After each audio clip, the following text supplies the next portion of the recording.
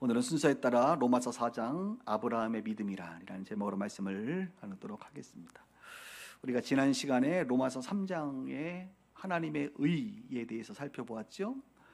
하나님의 의는 모든 사람이 죄를 범하였음에 하나님의 영광에 이르지 못하는 그런 인간의 상태들이 있었던 우리 모두에게 곧 예수 그리스도의 십자가와 그분의 흘리신 피, 그것으로 말미암아 속죄와 화목 제물이 되셨고, 그 사건을 우리가 믿음으로 말미암아 모든 믿는 자에게 임하시는 하나님의 의가 덧입혀지는 놀라운 사건이 바로 하나님의 의다, 이렇게 말씀을 드렸습니다.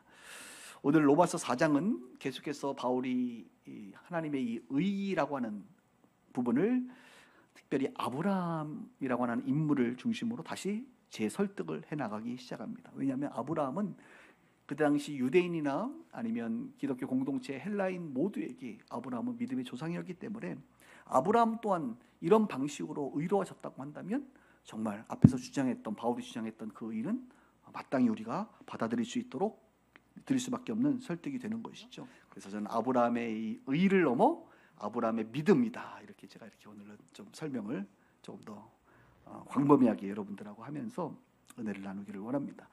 먼저 로마서 4장부터 오늘 볼 텐데요. 한번 같이 읽어볼까요? 시작. 성경이 무엇을 말하느냐? 아브라함이 하나님을 믿음에 그것이 그에게 의로 여겨진 바 되었느니라. 로마서 4장 앞부분에는 아브라함을 언급하면서 아브라함이 어떻게 의로워졌느냐 역시 하나님을 믿었기 때문이다. 하나님을 믿어서 의로워진 것이지 어떤 행위로 의로워진 것이 아니다라고 말을 하고 있습니다. 그리고 이 부분은 창세기 15장 6절을 인용한 것입니다. 창세기 15장 6절에는 이렇게 써 있어요. 아브라함이 여호와를 믿으니 여호와께서 이를 그의 의로 여기셨다. 하나님과 아브라함이 언약을 맺을 때에 하나님께서 아브라함에게 내가 아들을 줄 것이다 라고 말을 했고, 하늘을 보여주면서 하늘의 별처럼 내 자손이 많아질 것이다. 아브라함에게 아들을 줄 것이다. 엘리에셀인데요. 아니, 엘리에셀 말고 내 몸에서 날짜가 있다. 사라를 통해서 날짜가 있다. 그 아들이 있고 그 아들을 통해서 계속적으로 자손이 하늘의 별처럼 많아질 것이다 라고 약속을 했어요. 아브라함이 그 하나님의 약속을 어떻게 해요? 믿음으로 받아들이니 여호와께서 이를 의로 여겼다. 그러면서 바울은 말하는 겁니다. 보아라, 우리 조상 아브라함도 어떻게 의로워졌느냐? 믿음을 통해서 의로워졌지, 뭔가 행해서 의로워진 게 아니지 않느냐. 행위로 의로워지는 것이 아니라 믿음으로 의로워지는 것이다. 아브라함은 무엇을 이룬 사람이어서 그의 행위로 의로워진 것이 아니라 하나님으로 신뢰했고 하나님의 말씀을 신뢰했고 그것을 믿었기 때문에 의로워진 것이다 라고 이렇게 이야기를 하는 것이죠. 그리고 바울은 또 이런 이야기를 합니다. 다음 페이지 한번 넘겨보시겠어요? 다음 페이지 보니까 10절 11절에도 이런 말이 있어요. 그런즉 그것이 어떻게 여겨졌느냐? 할례시냐 무할례시냐? 그러니까 아브라함이 의로워진 것이 할례 받았을 때, 할례 이미 받았을 때냐, 할례 받지 않았을 때냐, 이 할례에 대한 이야기를 꺼내요. 할례시가 아니요 무할례시였다 이거예요. 그 순간은 그가 할례의 표를 받은 것은 무할례시의 믿음으로 된 의를 인친 것이다. 그냥 이는 무할례자로서 모든 믿는 자의 조상이 되어 그들로 의로 여기심을 얻게 하려 합니다. 초대교회에는 유대인 공동체에서 나온 할례 받은 크리스천이 있고 이방인 공동체에서 나온 헬라인 중심으로 할례 받지 않은 무할례자 크리스천들이 있었잖아요. 그러니까 초대교회 역사에 보면, 사도행전에 보면 이 할례라든지 이런 것들을 행해야만 그래도 구원받은 거 아니냐, 이런 주장이 있는데 바울은 이걸 얘기하는 거예요. 아니, 아브라함이 의로워졌을 때 믿음으로 의로워졌는데 그 당시에 할례를 받은 상태였냐 안 받은 상태였냐 이거예요.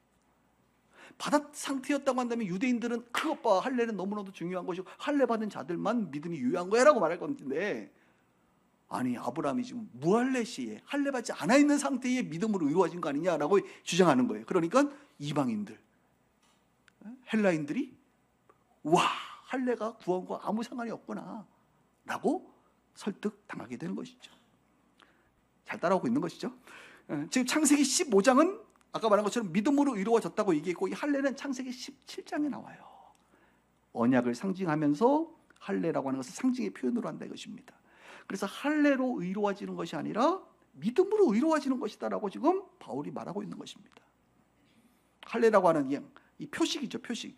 하나님 앞에서 이 표식을 가진 자가 의로워지는 것이 아니라 아무것도 내세울 수 없는 상태에서 의로워지는 것이고, 할례는 의로워지는 것을 만들어내는 원인이 아니라 이미 주어진 그 의로, 믿음으로 주어진 의로 구원받은 것을 인치는 것에 불과하다. 우리 성령을 받잖아요. 구원받은 자에게 성령이 인치시는 것과 마찬가지로 하나님의 백성에게 할례라고 하는 것이 구약의 인쳐짐으로 그 당시에 주어졌던 것이지, 할례 자체가 구원을 주는 원인이 아니었다는 것이죠. 어려운 말로 말하면 표식이 먼저 오면 종교가 되는 것이지만 은혜가 먼저 오면 복음이 되는 것이다, 이렇게 말하고 있는 거예요. 그래서 바울은 지금 아브라함이 어떻게 의로워졌지? 봐, 믿음으로 의로워졌잖아. 아브라함이 근데 의로워지는데 할례 때야 무할례 때야? 이거 봐, 무할례 때잖아. 그럼 이방인들이 듣기에는, 야, 그래, 할례는 구원받은 자의 표식이고 하나님 백성의 구약의 표식이지 그거 자체가 구원을 주는 하나의 동기요 요구가 아니었구나라는 것을 발견하게 됩니다. 그러면서 4장 13절 14절은 또 하나의 이야기를 끄집어냅니다. 볼까요? 아브라함이나 그 후손에게 세상의 상속자가 되리라고 하신 이 언약은 율법으로 말미암은 것이 아니요 오직 믿음의 의로 말미암았다. 뭐가? 상속자가 된다는 것. 만일 율법에 속한 자들이 상속자면 믿음은 헛것이 되고 약속은 파기되었느니라. 이렇게 얘기하면서 또 하나를 주장하는데 바로 뭐에 대한 이야기예요? 상속자. 아브라함에게 주신 상속은 무엇입니까? 바로 믿음의 조상이죠. 열방의 아비가 된다라고 하는 약속이었습니다. 이게 하나님이 아브라함과 이삭에게 준 상속입니다. 그런데 이것이 언약, 이 약속이 율법이냐 아니냐, 율법에서가 아니라 믿음의 의로 말미암은 것이다 라고 하는 거예요. 믿음이란 내 인생에 하나님을 초대하는 것이 아니라 하나님이 쓰고 계신 그 이야기 속으로 우리가 들어가는 것이다 라고 말하는 거예요. 믿음이라는 게 그래요. 우리가 믿음이라는 것이 자꾸 주님 내가 이것을 믿습니다, 역사하여 주십시오, 자꾸 하나님을 내가 생각하는 어떤 결과를 상상해 놓고 믿음으로 주님을 끌어당기는 것이 아니라, 여러분의 세계로 하나님을 끌어당기는 것이 아니라 하나님의 그 역사 속에 하나님이 하시고자 하는 그 뜻 가운데 우리가 들어가는 게 믿음이라 이것입니다. 아브라함은 어떻게 의로워졌느냐? 행위가 아니라 믿음이었다. 할례가 아니라 무할례였다. 그 놀라운 상속의 역사는 어떤 아브라함의 어떤 출신 배경, 행위, 대단한 어떤 노력으로 된 것이 아니라 믿음으로 주어진, 의인에게 주어진 하나님의 복이었다. 그러니 우리 모두도 신약 시대를 살아가는 교회도 우리가 영적인 아브라함의 자손이라고 불리니까 이 아브라함의 자손으로서의 헬라인이나 유대인이나 믿음으로 구원받은 백성들은 이것을 다 동일하게 이어받을 수 있다 이것입니다. 이렇게 아브라함을 내세워 설득하고 있는 것이죠. 행위가 아닌 믿음으로 의로워졌다. 할례시가 아닌 무할례로 의로워졌다. 율법이 아닌 믿음으로 상속자 열국의 아비가 된 것처럼 우리도 그런 축복을 받는 것이다 라고 말하면서 이제 결정적인 바로 믿음에 대한 근거인 예수 그리스도를 다시 다음 페이지 넘겨보세요. 말씀해 주고 있죠. 그에게 의로였다. 이 그는 누구예요? 그에게 의로 여겨졌다 기록된 것은 아브라함이죠. 아브라함만을 위한 것이 아니라 뭐예요? 의로 여기심을 받은 우리도 위함이니 곧 예수 우리 주를 죽은 자 가운데서 살리신 이를 믿는 자니라. 예수는 우리가 범죄한 것 때문에 내어줌이 되고 십자가에 내어졌죠. 또한 우리를 의롭게 하기 위하여 살리셨느니라, 살아나셨느니라, 부활하셨다 이것입니다. 그러니까 지금 사도 바울은 로마서 1장 2장을 통해서 1장의 복음을 이야기하고 2장의 인간의 죄성을 이야기하고 3장까지도 죄성 근본 없는 인간의 이 모든 사람이 죄를 범하여서 하나님 앞으로 갈 수 없는 존재였다가 바로 예수 그리스도를 믿음으로 말미암아 의롭게 됐다는 것을 말하면서 하나의 강력한 주장으로 아브라함을 끌어들여서 아브라함의 이야기를 쭉 하면서 아브라함도 믿음으로 의로워졌으니 다시 한번 강조를 하는 것이죠. 우리 또한 누구요? 예수 그리스도를 통하여, 그 예수 그리스도를 믿음을 통하여 아브라함이 하나님의 언약과 약속을 믿은 것처럼 이 시대는 하나님의 그 언약과 약속의 본체이신 예수 그리스도를 우리가 믿음으로 말미암아 우리도 믿음으로 의로워진다라고 하는 것을 강력히 주장하고 있습니다. 아브라함의 믿음은 그래서 목사님, 아브라함은 예수님을 믿은 게 아니잖아요. 말씀을 믿었죠. 그 말씀이 곧 예수님으로 오시는데, 그래서 어느 학자는 이렇게 말합니다. 아브라함의 믿음은 아직 오지 않은 약속을 붙드는 믿음이었고, 우리의 믿음은 이미 오신 그리고 십자가에 내어주시고 살아나신 그 예수를 붙드는 믿음이다. 구약의 믿음은 약속을 믿는 거예요. 그 약속의 본체가 뭐예요? 예수 그리스도. 그 말씀이 예수 그리스도거든. 그때는 예수를 알지 못하니 하나님의 말씀과 약속과 언약, 그 그림자같이 보이는 그 막연해 보이는 그 하나님을 믿는 것이고, 신약은 그 본체가 나타났으니 너무나도 확실한 그 예수 그리스도를 믿는 거예요. 그래서 우리가 예수를 믿을 때에 의로워지고 구원을 받는다, 이렇게 말하고 있는 것입니다. 오늘 우리는 예수 그리스도를 믿습니다, 여러분. 매주 사도신경을 통하여 그것을 고백합니다. 그분의 십자가와 부활을 믿습니다. 내어짐과 다시 살아남을 믿습니다. 그분의 피 보혈과 그분의 대속사역과 그분의 화목제물 되심을 우리는 믿습니다. 우리 또한 아브라함처럼 그래서 믿음으로 의로워졌고, 그리고 아브라함처럼 우리도 믿음의 상속자가 될 수 있는 것입니다. 이것이 로마서 4장이 말하고 있는 아브라함의 의에 대한 이야기입니다. 그러면 더 나아가서 또 아브라함에 대해서 히브리서 11장은 믿음장이라고 말하죠. 믿음은 바라는 것의 실상이요 보이지 않는 것들의 증거다, 뭐 이러면서 뭐 축축축 여러 사람이 나오는데 아주 중간에 중요한 인물이 나옵니다. 아브라함입니다. 아브라함에 대해서 히브리서는 뭐라고 말하고 있는지 제가 읽도록 하겠습니다. 11장 17절부터 19절. 아브라함은 시험을 받을 때에, 이 시험은 뭐예요? 테스트, 이삭을 바치는 사건이겠죠. 시험을 받을 때에 믿음으로 이삭을 드렸다. 믿음으로 드렸단 말이에요. 그는 약속을 받은 자로 돼 그 외아들을 드렸다. 어떤 약속이요? 그 이삭을 통하여 하늘의 별처럼 자손들이 많아진다고 하는 그 약속을 받았는데도 불구하고 그 외아들, 그 이삭을 드렸단 말이에요. 여러분, 이거 좀 신기하지 않아요? 하나님의 약속과 하나님의 명령이 충돌하는 거 아닙니까? 아니, 하나님의 약속이 뭐예요? 이삭을 통해서 하늘의 별처럼 자손이 늘어날 것이라. 그러면 이삭이 죽으면 돼요, 안 돼요? 안 되잖아. 야곱을 낳아야 되잖아. 낳을 때까지 죽으면 안 되잖아.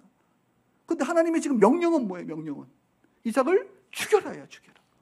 그분의 약속과 그분의 명령이 상충돼야 안 돼요?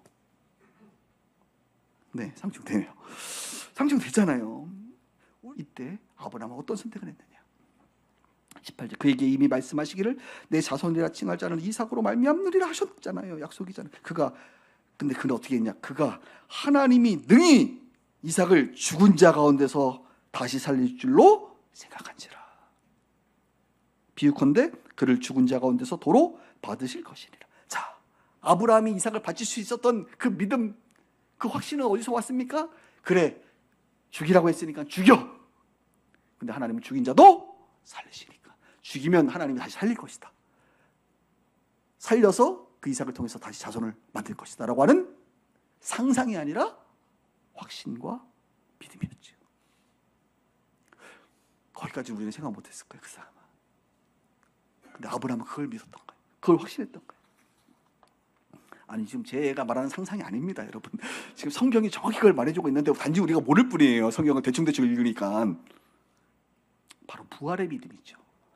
이 이야기, 이삭의 이야기는, 그래서 이삭이 모리아산에 바쳐지는 그 장면은 예수 그리스도께서 갈보리산에 바쳐지는 것과 같은 모형을 가지고 있어요. 예수님이 죽이셨죠? 다시 살리셨지 않습니까? 아브라함은 그것을 미리 본 거예요. 그 실제적인 그 생생한 현장을 볼 수는 없지만 그 하나님의 마음을 그는 알았던 것이죠. 하나님의 능력을 알았던 것이죠.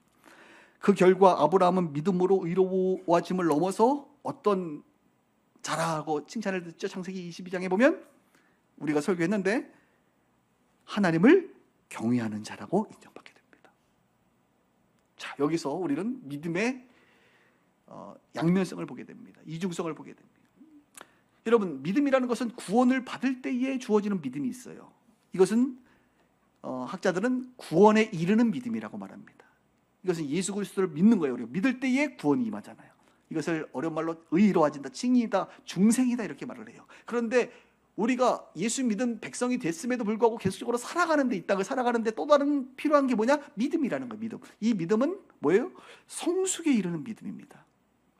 믿음의 장성한 분량에 이르는, 그리스도를 닮아가는, 하나님을 아는 것과 믿는 것이 하나가 되는 그런 믿음이에요. 그래서 우리가 믿음을이라는 단어를 생각할 때 이것이 구원을 얻을 때에 회개하고 예수 믿는 그 믿음을 말하는 것인지, 아니면 그거 말고 이 땅을 살아가면서 이미와 아직 사이를 살아가면서 가져야 될 믿음을 말하는지를 구분할 수 있어야 돼요. 지금 히브리서 11장은 아브라함이 거듭남에 대한 아까 로마서 4장이 말하고 있는 그 믿음이 아니라 뭐예요? 하나님을 경외하는 자로 살아가는 삶의 현장에서 일어난 믿음입니다. 승리하는 삶, 열매 맺는 삶, 하나님의 뜻을 이루기 위해서는 우리 가운데 뭐가 필요하느냐? 믿음이 필요해요. 이스라엘 백성들이 출애굽하여 광야로 나올 때는 구원에 관련된 믿음이죠. 문설주에 피를 바르는 것은 그 반응은 곧 믿음입니다. 믿음의 행동입니다. 구원에 이르는 믿음이에요. 그러나 광야를 지나가는 동안에는 어떤 믿음이 필요해요? 하나님을 신뢰하는 그분의 약속을 믿는 믿음이 필요합니다.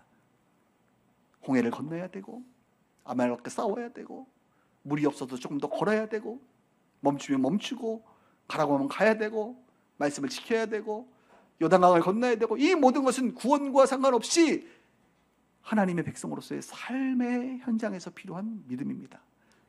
아마 저와 여러분들은 대부분의 믿음을 얘기할 때 이 믿음이 이제 여러분들과 연관이 있는 믿음일 거예요. 그 믿음, 그 약속을 붙들고 살아가는 자에겐 하나님의 놀라운 역사가 펼쳐집니다.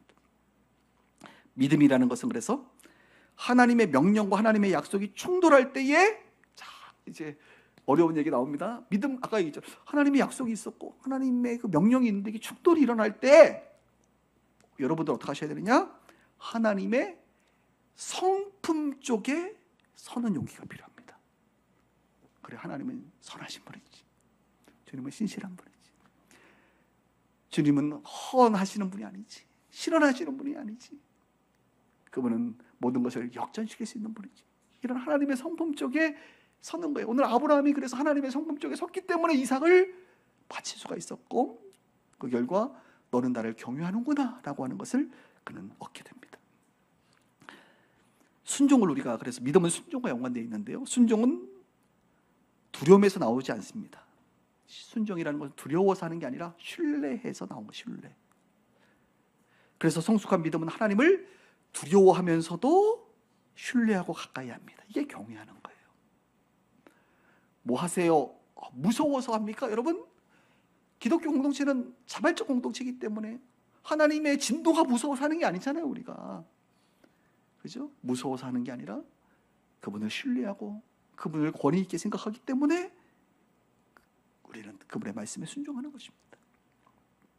오늘 히브리서 11장에 나와 있는 믿음은 구원에 이르는 믿음을 넘어 그리스도 예수를 닮는 그 믿음의 단계로 넘어가게 되는 것이죠. 오늘 이 말씀을 들어보니까 여러분들은 믿음의 사람이십니까? 구원을 넘어 성숙에 이르는 믿음의 진보가 여러분들 가운데 일어나고 있습니까? 그래서 성숙한 믿음의 단계는 왔다 갔다 합니다. 지금 설교를 들을 때 좀 믿음이 올라왔다가 왔다. 집에 갈 땐 또 가. 그죠? 이랬다 저랬다. 그때 다른 게 뭐다? 믿음이다. 왕년의 믿음으로 지금을 살 수 없다. 3년 전의 그 믿음, 청년 때의 믿음으로 지금의 믿음의 삶을 살 수는 없다. 그때 다르다. 지금 여러분 믿음이 왔습니까? 갔습니까? 믿음이 충만하십니까? 안 충만하십니까? 성숙한 믿음의 최고봉이 그래서 뭐냐? 부활신앙의 믿음입니다. 부활신앙의 믿음. 오늘 아브라함의 이 믿음은 죽여도 살리실 것이다 라고 하는 부활신앙이었어요. 바울도 예수님도 그랬어요. 우리는 믿는 자는 죽어도 살겠고 이런 말을 썼어요. 에스더는 그 결정적 순간의 믿음으로 죽으면 죽으리라 이렇게 말을 했어요. 그래서 믿음의 사람들의 가장 위대한 순간은 바로 죽음을 담보하는 부활신앙. 죽어도 살린. 목숨 내놓은 사람. 이것이 하나님의 말씀에 근거하여 목숨을 내놔야 의미가 있는데 자기 신념과 이데올로기와 자기의 어떤 고집으로 목숨 내놓으면 여러분 그냥 죽어요 그냥. 그러면 그건 믿음이 아니에요. 그건 자기 확신인 것이죠. 육의 지배를 받으면 육신의 지배를 받으면 머리로 신앙생활하며 삽니다. 영의 지배를 받으면 말씀으로 살고 믿음으로 삽니다. 영의 지배를 받으면 말씀 앞에 순종하게 되고 믿음의 열매를 맺게 됩니다. 이것이 바로 아브라함의 신앙이었습니다. 자, 야고보서 2장으로 넘어갑니다. 야고보서 2장에 가면 또다시 믿음을 이야기하면서 아브라함을 이야기합니다. 좀 설명해 드릴게요. 우리 조상 아브라함이 그 아들 이삭을 제단에 바칠 때에 행함으로 의롭다함을 받은 것이 아니냐. 아까 믿음이었는데 다시 행함으로 나왔네요. 이번에 행함. 이제 여기서부터 이제 로마서와 야고보서는 서로 싸우기 시작합니다. 22절 볼까요? 내가 보거니와 믿음이 그의 행함과 뭐라고요? 함께 일하고 행함으로 믿음이 온전하여 되느니라. 이에 성경이 이른바 아브라함이 하나님을 믿으니 이것을 의로 여기셨다는 말씀을 이루어졌고 그는 하나님의 버지라 칭함을 받았다. 21절에는 행함으로 의롭다 했다고 했다가 23절에는 믿음으로 의롭게 여겨졌다고 얘기하고, 도대체 지금 이 글을 쓰고 있는 야고보는 21절을 얘기하고 싶은 거예요? 23절을 얘기하고 싶은 거예요? 여러분, 어떤 게 맞는 거예요? 정답은 22절을 얘기하고 싶은 겁니다. 22절 뭐예요? 믿음이 그의 행함과 함께 일하고 행함으로 믿음은 온전하게 된다. 자, 설명해 드릴게요. 로마서는 믿음으로 의로워진다 그랬고, 히브리서는 이 믿음으로 성숙해진다. 이 성숙한 믿음은 하나님을 경외하는 자리에 있게 하고 하는데, 야고보서는 결국 믿음과 행함은 일치되는 것이다. 다른 말로 온전한 믿음을 말하고 있는 거예요. 온전한 행함을 말하고 있는 게 아니라, 온전한 믿음이 뭐냐? 온전한 믿음은 행함과 함께 일하는 것이고, 그럴 때에 이 믿음은 온전해지는 것이다. 믿음과 행함은 동전의 양면입니다. 여러분, 동전의 양면이라는 말은 뭐냐면 앞면만 있으면 동전이 아니에요. 모양은 동전인데 동전이 아니란 말이에요. 온전하지가 않잖아요. 뒷면이 있어야 이게 가치를 갖는 거예요. 앞과 뒤가 같이 있어야지 그게 온전한 동전이 되는 거예요. 그래서 함께라는 단어, 온전이라는 단어, 진짜 믿음은 행함으로 증명되는 것이다. 그래서 믿음의 끝자락을 말하고 있는 거예요. 믿음의 끝자락, 그 완성의 단계는 행함이 반드시 증명으로 나타난다. 그냥 온전한 믿음을 정말 가지면 행함은 자연스럽게 나타나요. 드러나요. 제가 이렇게 썼어요. 마침내 드러났다. 끝내 완성된다 이거예요. 진짜 믿음의 사람은 그래서 요단강에 발을 담근다니까요. 행함으로 증명되는 거예요. 광야의 지팡이를 내미는 것이고 그 길을 걷는 거예요. 걷는 거. 이게 다 뭐예요? 믿기 때문에 행하는 거예요. 오늘 여기서 야고보서는 말로만 믿는 것은 가짜일 수 있다. 스스로 한번 점검해봐라. 자기 신념이기도 하고 어떻게 보면 관념이지, 진짜 믿음은 반드시 행함으로 나타나. 아브라함 봐라. 하나님을 믿으니까 이삭을 바치는 거 아니냐. 나는 믿습니다. 그러나 가진 않겠습니다. 믿습니다. 저는 모리아산 모릅니다. 이게 아니라니까요. 간다니까. 행한다니까. 믿기 때문에 행하는 거예요. 그래서 완성이란 말이에요. 완성.